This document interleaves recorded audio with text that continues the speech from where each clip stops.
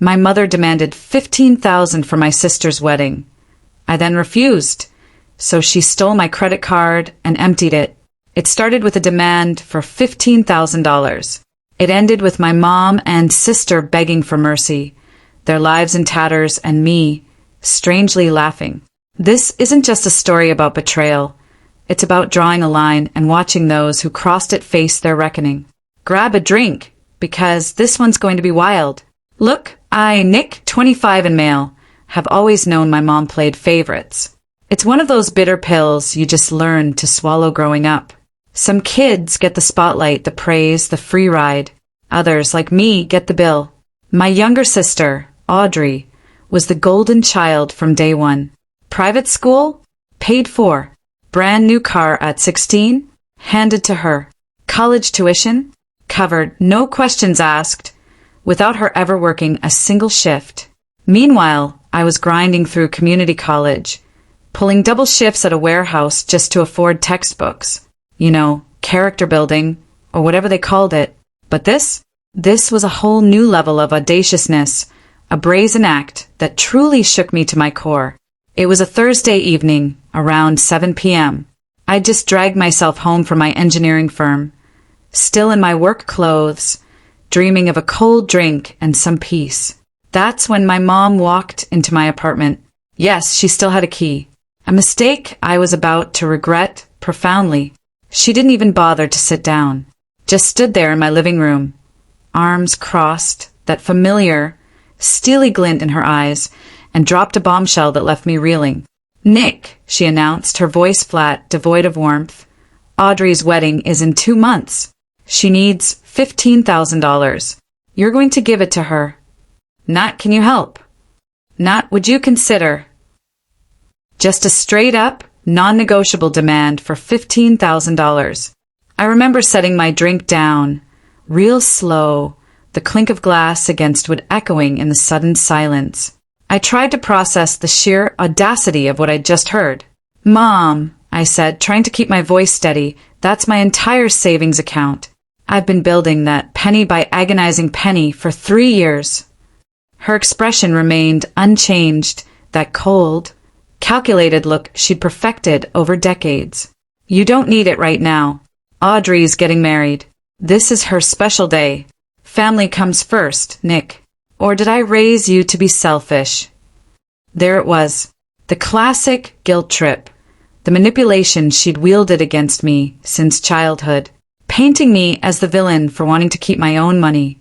Money I'd earned through 60-hour work weeks and skipping every vacation imaginable. I took a deep breath, forcing myself to stay calm. "Mom, I worked my butt off for that money. Audrey's 24. Her fiancé, Peter, has a good job. Between them, they're pulling in twice what I make. If they can't afford the wedding they want, they should scale it down or save up themselves." Wrong answer. Her face hardened like concrete. "So, you're going to embarrass your sister? Let her walk down the aisle in some cheap venue because her brother's too greedy to help family? Everyone will know you refused. Your aunts, your cousins, everyone." The threat was crystal clear. She'd make me the pariah, the selfish son who let his sister's wedding fall apart, a villain at every family gathering for the rest of my life. Never mind that I'd bailed them out before, covered Mom's car payment twice last year, paid for Audrey's emergency dental work that somehow included cosmetic veneers. But sure, I was the greedy one. "I'm not paying for Audrey's wedding," I stated firmly, looking her dead in the eye. "That's final." The temperature in the room plummeted by about 20 degrees. Mom's lips pressed into a thin, white line, her eyes going dark and menacing. "You're making a mistake, Nick. A big one. Don't say I didn't warn you." She turned and walked out, slamming my apartment door hard enough to rattle the frame. I sat there in the ringing silence, that familiar sinking feeling in my gut telling me this wasn't over. I should have changed my locks that night, should have frozen my credit cards, should have done a lot of things. But I figured even she wouldn't cross certain lines. Yeah, I was wrong about that. I woke up Friday morning to my phone buzzing like crazy. 3 missed calls from my bank's fraud department and 2 frantic text alerts. My stomach dropped before I even opened them. I logged into my banking app, and my worst fears were confirmed. My available credit had cratered. Nearly $15,000 in pending charges, all posted overnight. My checking account was untouched, but my credit card, it was decimated. The transaction history made me want to put my fist through the wall. Wedding venue deposit, $5,000. Catering down payment, $4,500.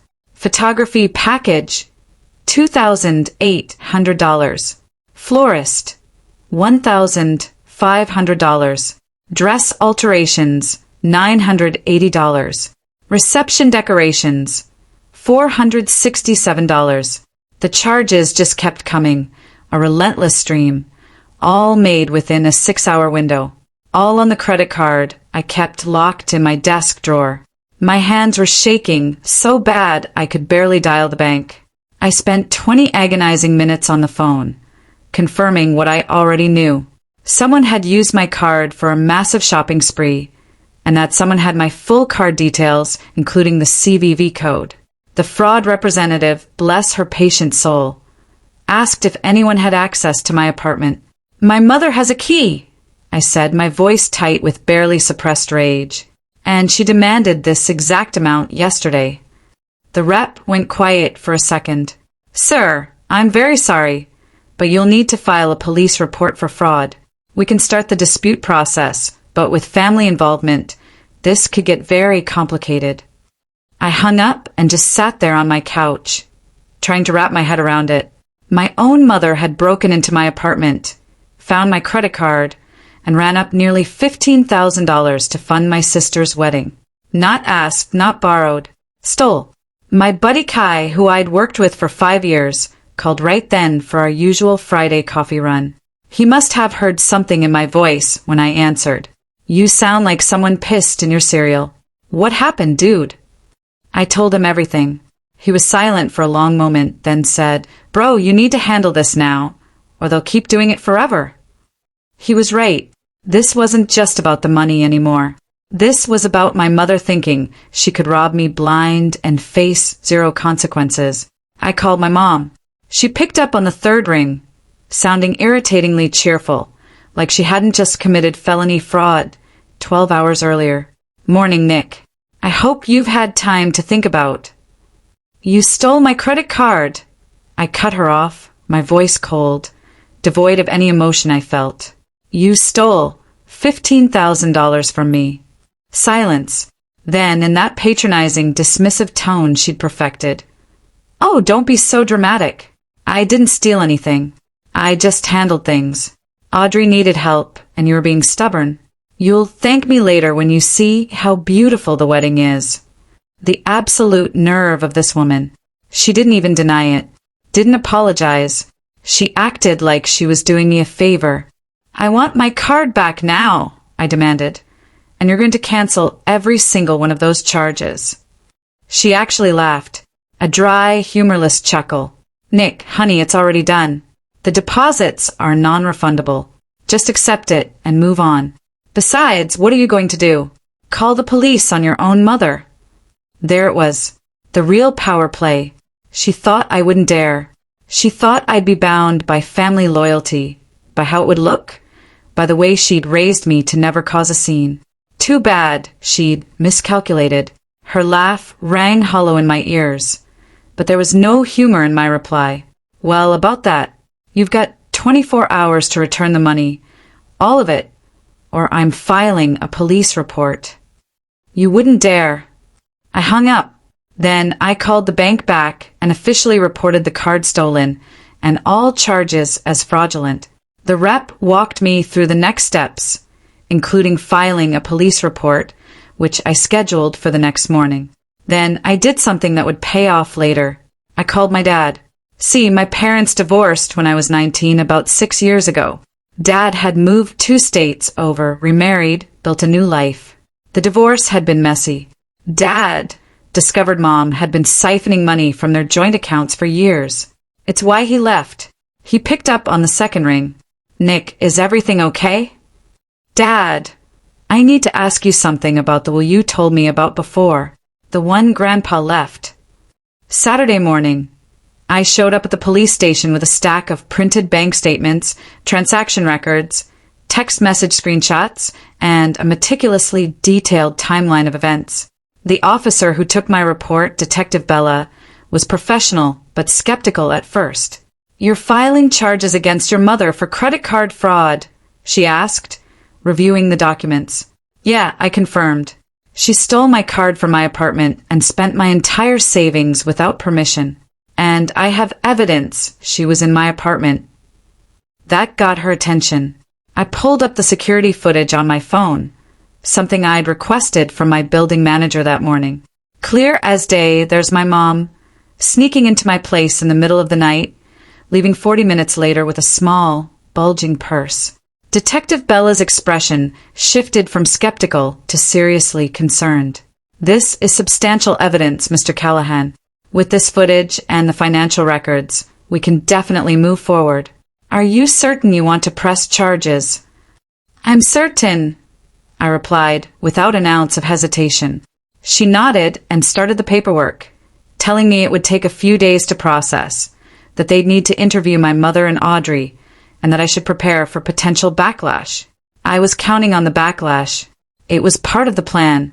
Meanwhile, Mom had apparently told Audrey what happened, because my phone started blowing up with texts from my sister. Angry, self-righteous ones. "How could you do this to me? My wedding is in 8 weeks. Everyone is going to know what a selfish jerk you are. I hope you're happy ruining my special day." Actually, I didn't respond to any of them. Just screenshotted everything and added it to my growing evidence folder. Sunday evening, I got a call from my uncle, Mom's brother, Paul. He'd always been more reasonable than her, though he usually stayed out of family drama. Emphasis on usually. "Nick, your mother called me in hysterics," he sighed, clearly caught in the middle. "Says you're trying to have her arrested over a misunderstanding." "Uncle Paul, she stole my credit card and spent $15,000 without permission. That's not a misunderstanding. That's a crime." He sighed again. "Look, I'm not saying what she did was right, but is this really worth tearing the family apart? Can't you just work it out?" "Ah, yes. I'm pretty sure he meant you just let her rob you in peace. She had a chance to make it right," I told him, my voice firm. "She refused. This isn't about the money anymore. It's about them thinking they can do whatever they want without consequences." There was a long pause. "Your mom mentioned something about fighting this. Said she has resources." That made my blood run cold. Resources meant lawyers, which is exactly why my conversation with Dad the other day was so important. After I hung up, I pulled out the folder Dad had overnight to me. Inside was documentation about my grandfather's estate, specifically the trust fund he'd set up before he died 4 years ago. Grandpa had been a successful small business owner and sold his company for a decent chunk of change. He split the money between his kids and grandkids, but with very specific conditions outlined in the trust. The key clause buried deep in legal language. Any beneficiary convicted of fraud, theft, embezzlement, or financial crimes against another family member shall forfeit their entire share of the trust to be redistributed to the remaining beneficiaries. Mom's share? A whopping $180,000. Currently sitting in a managed trust she couldn't access until she turned 62 next year. Audrey had a smaller share, $45,000, set to unlock when she turned 28. The best part? Grandpa had named me as the secondary trustee after Dad. If Mom got convicted of fraud, I'd have the authority to enforce the forfeiture clause. Every penny would be redistributed to me and my cousins. Dad had warned me about this clause years ago when the will was read. Said Grandpa specifically included it because he'd seen Mom's manipulative tendencies and wanted to protect the family from them. At the time, I thought it was paranoid. Now it was my nuclear option. Monday morning, I got a call from Detective Bella. "Mr. Callahan, we've reviewed your case. Given the evidence, we're moving forward with charges. Your mother will be contacted this week for questioning." "What about my sister?" I asked. She knowingly benefited from the fraud. That's trickier, Bella admitted. If she genuinely didn't know the money was stolen, we can't charge her. But we'll definitely be asking questions. After we hung up, I texted Audrey. One simple message. Every charge made on my stolen card needs to be refunded immediately. You have 48 hours. Her response came within minutes, dripping with outrage. Are you insane? The deposits are non-refundable. The wedding is in 7 weeks. I'm not canceling anything. I sent back. Then you'll be getting married while Mom's dealing with fraud charges. Your choice. You're bluffing. You won't actually do this. I didn't respond. Wednesday morning, the bomb dropped. Detective Bella and another officer showed up at Mom's house to question her about the fraud charges. My aunt, who lived nearby, texted me within an hour with a play-by-play. Said the cops were there for 90 minutes. That mom came out looking pale and shaken. That Audrey screamed at them from the driveway. That afternoon, my phone rang. Mom's lawyer. Some guy named Richard Voss, who apparently specialized in family law and white-collar defense. Wonderful. Mr. Callahan, I represent Eleanor Callahan regarding the allegations you've made. I'm calling to discuss a resolution. His tone was smooth, practiced. My client admits there was a misunderstanding regarding the use of your credit card. She's prepared to set up a payment plan to return the $15,000 over the course of 12 months. In exchange, you drop the charges. I almost laughed. 12 months? A payment plan? For stolen money? Your client stole my card and committed fraud. There's video evidence. This isn't a misunderstanding. It's a crime. The answer is no. His tone hardened. Mr. Callahan, I'd advise you to reconsider. Pursuing criminal charges against your mother will be expensive, time-consuming, and will permanently damage your family relationships. Is that really worth $15,000? Yes, I said flatly. Very well. But I should warn you, we'll be mounting a vigorous defense. This will get ugly.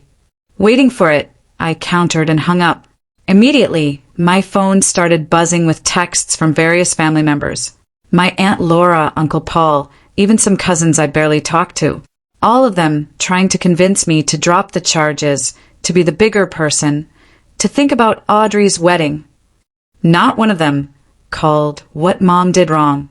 It was all about protecting her and making sure Audrey's big day wasn't ruined. Funny how family comes first. Only applies when they need something from me. Everyone knew Mom played favorites, knew she manipulated people, and knew Audrey was spoiled rotten. But they all went along with it because it was easier than confronting them. Well, I was done making things easy. That evening, Kai came over with pizza and drinks. He'd been checking in daily since the theft, making sure I was holding up. So they lawyered up, he said, taking a bite of pizza. Does that mean you're in trouble? Nah, I replied, shaking my head. I've got security footage, bank records, and her own admission on a recorded call. She's screwed and she knows it. The lawyer's just trying to minimize damage. What about the wedding? Kai asked, eyeing my phone.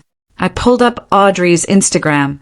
She'd posted a long, dramatic story about how her toxic brother was trying to ruin her special day and how family should support each other.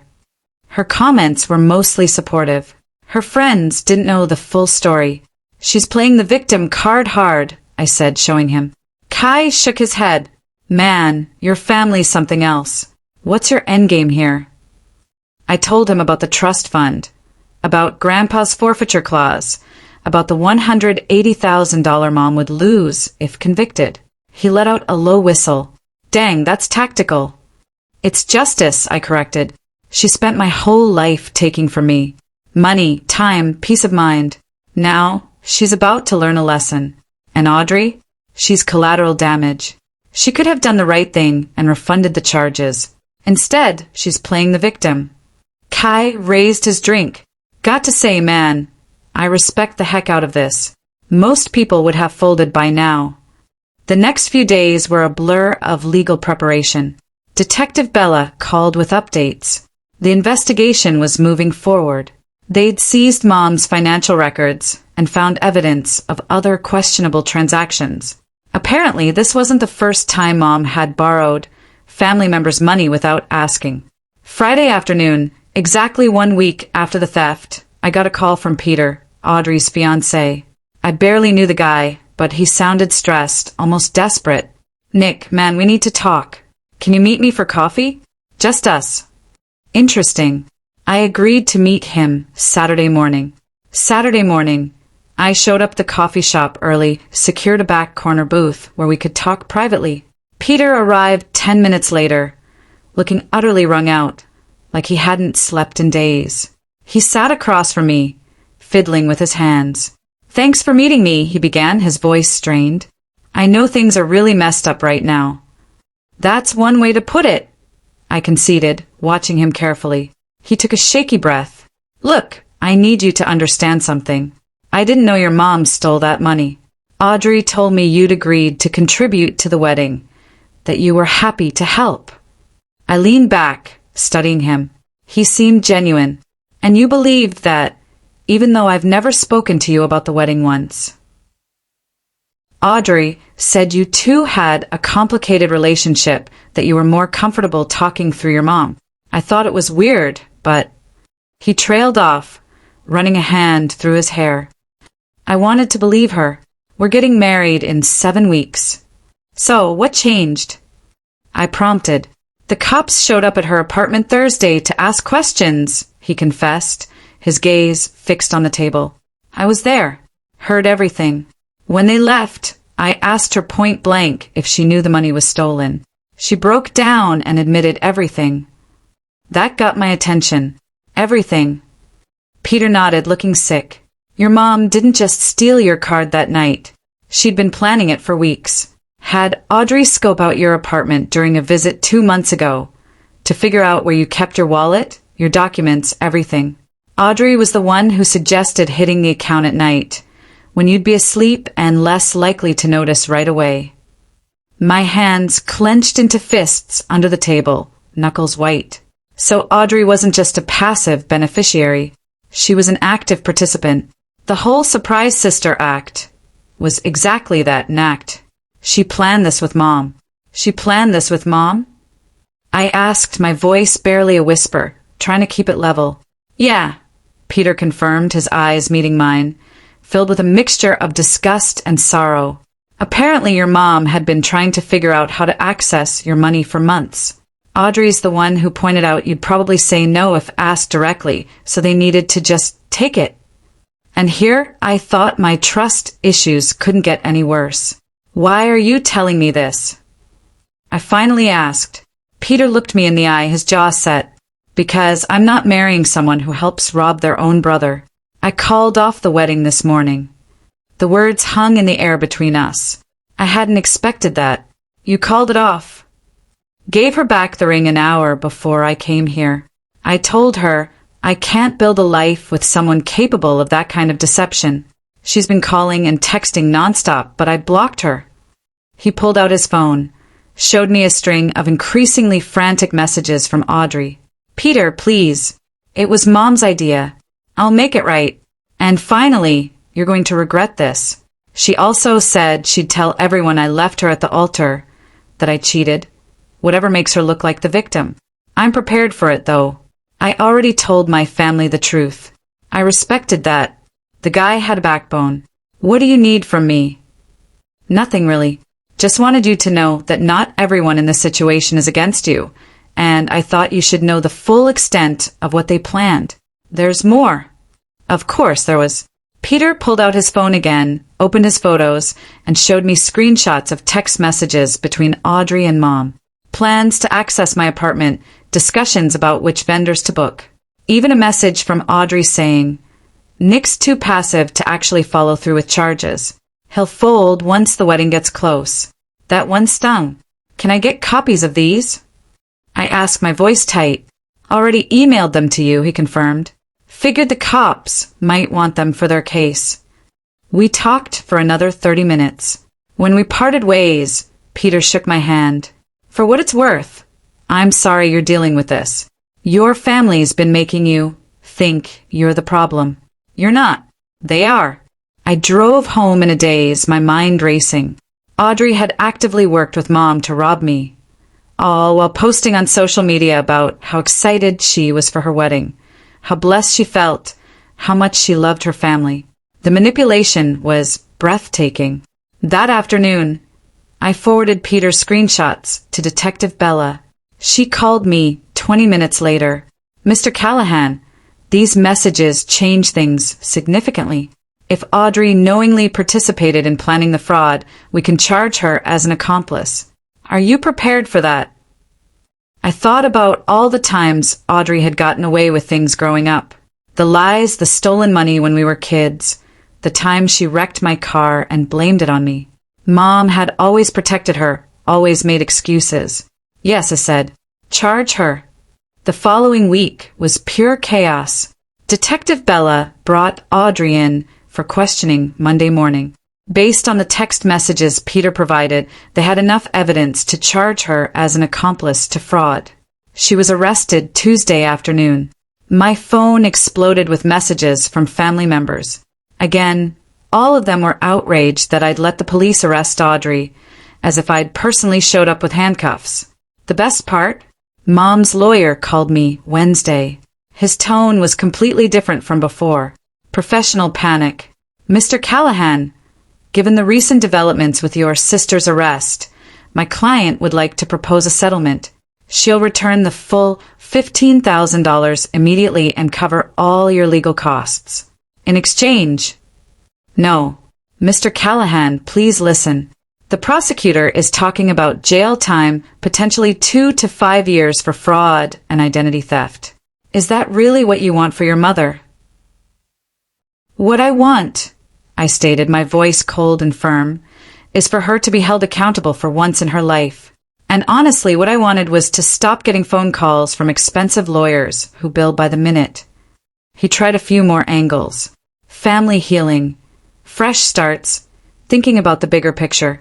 I shut all of it down. Finally, he sighed heavily. You're making a serious mistake, Mr. Callahan. This will haunt you. Nah, I shot back. I can live with it. I hung up. Friday afternoon brought the moment I'd been waiting for. Detective Bella called with an update. Mr. Callahan, your mother has been formally charged with credit card fraud, identity theft, and felony theft. Your sister's been charged as an accomplice. They're both looking at significant jail time if convicted. However, the prosecutor's office has indicated they'd be open to a plea deal if both defendants show remorse and make full restitution. What kind of plea deal? I asked. Probation, community service, a criminal record. No jail time if they cooperate and pay everything back immediately. But there's a catch. They'd have to allocate in court, admit what they did publicly. Allocation meant standing before a judge and confessing their crimes on the record. Public humiliation, legal consequences, and a permanent criminal record. When would this happen? Hearing scheduled for Monday. Both your mother and sister would need to agree to the terms by the end of day today. Otherwise, this goes to trial. I thanked her and hung up. Then I waited, wondered if Mom would swallow her pride and take the deal, or if her ego would force a trial. My phone rang 2 hours later. Mom's number. I let it go to voicemail. She called 3 more times, then left a message. Her voice was shaking, utterly broken. Nick, please pick up. We need to talk about Monday. The lawyer says we should take the plea deal. That we don't have a choice. But that means admitting everything in court. Everyone will know. Please, there has to be another way. Call me back. I didn't respond. Saturday morning, Audrey tried calling from a different number. Probably a friend's phone since I'd blocked her. I didn't pick up. She left a voicemail too. Nick, it's me. Look, I know you're angry, but please don't let this go to court. Peter left me. The wedding's canceled. All my friends know what happened. I've lost everything. I'm begging you to drop the charges. I'll pay you back myself. I promise. I'll get a job. I'll do whatever it takes. Just please don't make us go through with this. Her voice cracked at the end. Then she sobbed. part of me felt a twinge of something. Not quite sympathy, but maybe pity. Then I remembered her text to Mom. Nick's too passive to actually follow through. I didn't respond. Turns out I'm extremely passive. Passively watching this whole thing unfold from the comfort of my couch. Monday morning, I showed up at the courthouse. Detective Bella had told me I didn't have to be there, but I wanted to see this through. I wanted to watch them face what they'd done. Call it closure, call it petty. I call it both. The courtroom was small, filled with the usual mix of defendants, lawyers, and family members. I sat in the back row, a silent observer. Mom and Audrey were in the front with their lawyer, both dressed like they were attending a funeral. Audrey's eyes were red from crying, going for that sympathetic defendant look. Cute.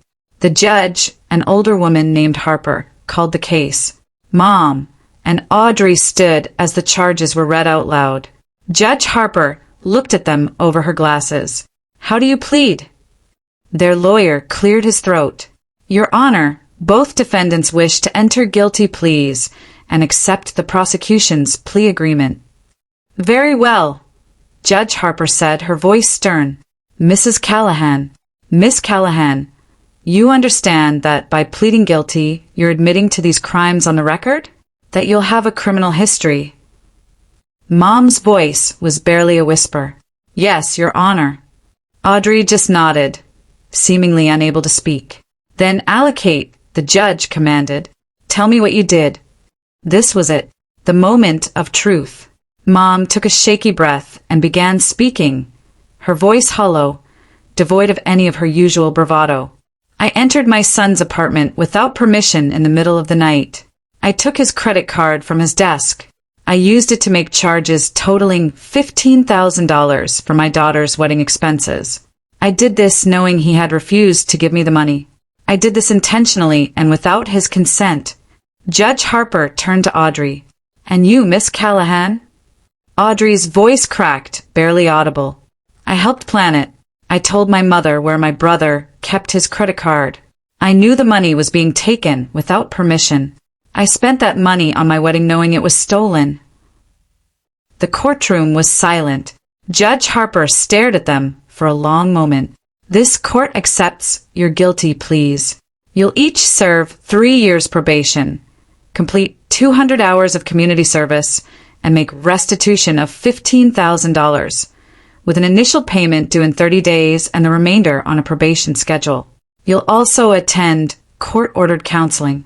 Any violation of probation terms will result in immediate jail time. They both nodded, utterly humiliated. As everyone filed out of the courtroom, Mom caught sight of me in the back row. Our eyes met. Hers were filled with tears, with defeat, with something that might have been regret. I felt, well, dandy. Outside the courthouse, Audrey tried to approach me. Her lawyer pulled her back, probably afraid she'd make things worse. She called out anyway. Nick, please, can we talk?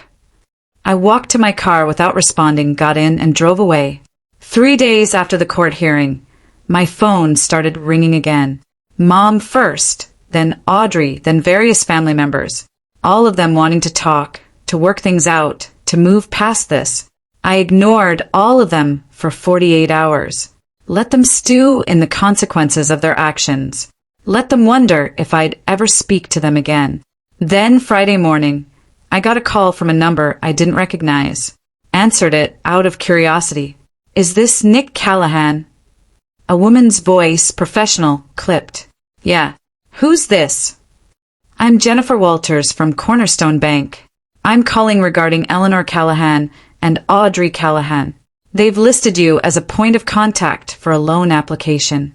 My blood ran cold. What loan application? They're applying for a joint personal loan of $15,000 to make the restitution payment to you, as ordered by the court. However, given their recent criminal convictions, the application has been flagged. We need to verify some information with you. So, they were trying to get a loan to pay me back, probably at a terrible interest rate, which they'd then blame me for somehow. I could already hear it. Nick forced us to take out a predatory loan. I'm not involved in their financial decisions, I said firmly. Whatever they choose to do is their business. Understood. I just needed to confirm you're the victim in their fraud case. We verified through public records, so that's all I needed. Thank you for your time. She hung up. I sat there thinking. The 30-day deadline for restitution was approaching, and they didn't have the money. Mom probably couldn't access her trust fund yet, and Audrey had no income. Good. That afternoon, I finally called my dad. Nick, been trying to reach you. Saw the court records. Heck of a week. You could say that. Listen, I need to know about executing the forfeiture clause in Grandpa's trust. Mom was convicted of fraud against me. That triggers the clause, right? He was quiet for a moment. Yeah, it does. You want to go through with it? Yeah, I want to enforce it. All right. I'll send you the trustee documentation. You'll need to file notice with the court and the trust administrator. Takes about 60 days to process. But once it's done, her share gets redistributed. You'll get the largest portion since you're the victim. And Audrey, her share is tied to the same clause. If she's convicted of fraud against family, she loses it too. Both of them forfeiting a combined $225,000. I let that sink in. $225,000. More than enough to cover what they'd stolen from me 15 times over. Do it, I said. File the paperwork. That evening, I drove to my mom's house for the first time since the theft. Didn't go inside. Just sat in my car across the street watching.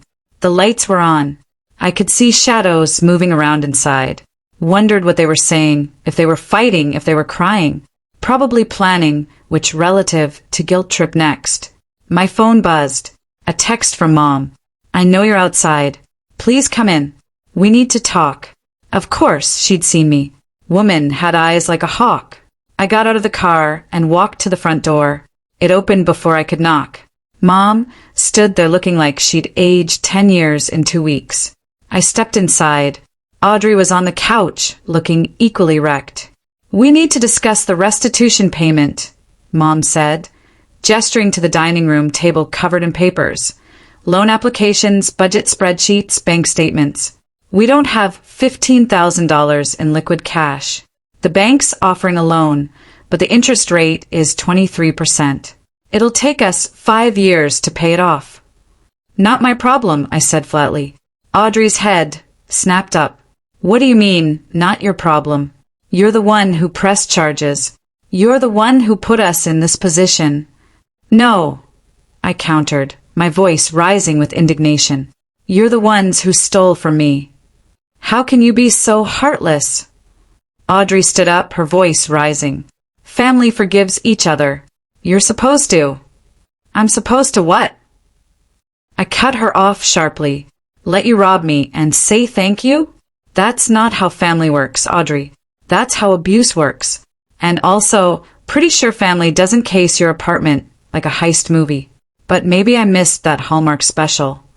Mom held up a hand, her face a mask of desperation. Everyone calm down. Nick, please. There has to be a way we can work this out. What if we set up a payment plan with you, directly? Smaller amounts over time. You mean like the 12-month plan your lawyer proposed that I already rejected? We're desperate, Mom pleaded, and for once, there was no manipulation in her voice, just raw fear. If we take this loan, we'll be in debt for years. Audrey can't find work with a criminal record. I might lose my job when they run the background check for my renewal certification. We're drowning here. I looked at both of them, at the ruins of their lives. Part of me felt a grim satisfaction, but another part of me, the part that remembered family dinners and birthday parties and Mom teaching me to ride a bike, felt a flicker of something. Not forgiveness, not yet. Maybe never. But something softer than pure rage. Here's what's going to happen, I said slowly. You're going to take that loan. You're going to pay me back every penny within 30 days like the court ordered. And then you're both going to therapy. Real therapy, not court-mandated counseling. You're going to figure out why you thought it was okay to treat me like your personal ATM for 25 years. Audrey opened her mouth to argue, but I held up a hand. And if you actually do the work, actually change, actually show real remorse over the course of several years, maybe we can rebuild something. But it won't be what it was. It'll never be what it was. Because that version of our family was built on you two using me, and I'm done being used.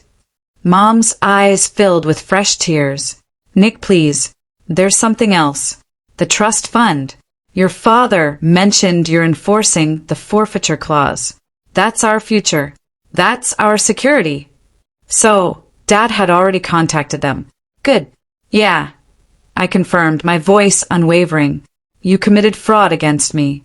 Grandpa's trust is clear about what happens when you do that. That's $200,000. Audrey shouted, leaping up from the couch. That's my inheritance. You can't just take it. I'm not taking it, I clarified. You're forfeiting it. Big difference. Grandpa saw this coming. He knew what you both were capable of and built in protection for the family. Now that protection's being triggered because you proved him right. Mom sank into a chair, her face in her hands. We'll have nothing. No savings, no nest egg, nothing. You'll have what everyone else has, I told her, my voice quiet but firm. What you earn through your own work. Welcome to how the rest of us live. The silence that followed was heavy, broken only by Audrey's quiet, broken sobs. I felt no triumph, just a weird emptiness, like closing the door on a chapter of my life I'd never wanted to write in the first place. I'm going now, I said, heading toward the door. You've got 27 days to make the restitution payment. After that, we'll see. Nick, wait. Mom's voice, a desperate whisper, stopped me at the threshold. Do you hate us? I turned back. I saw not the manipulative mother who'd stolen from me, but a broken woman who destroyed her own family through greed and favoritism. No, I said honestly. I don't hate you. I just don't trust you. And I don't know if I ever will again. That's on you to fix, not me. I walked out, got in my car, and drove away. For weeks later, the initial restitution payment hit my account on the last possible day before they'd be in violation of probation. I deposited it, watched my savings balance return to where it should be, and felt a profound weight lift off my shoulders. 2 months after that, the trust forfeiture was finalized. I received a check for $140,000, my share of the redistributed funds. I put it in a high-yield savings account and didn't touch it. That money was my future, my emergency fund, my security blanket that no one could steal. Well, they could try, but we've established how that works out. Mom texted me occasionally, updates about her therapy sessions, apologies that felt more genuine each time. Small, tentative attempts to rebuild a bridge between us. I responded sometimes short, polite, but distant. Audrey stopped reaching out after I didn't respond to her 5th or 6th apology text. I heard through family that Peter had moved to another state, that she was working at a call center, trying to rebuild her life. Good. She needed to learn what actual work felt like. They tried to drown me with their entitlement and manipulation. Instead, they drowned themselves. And me? I learned to swim.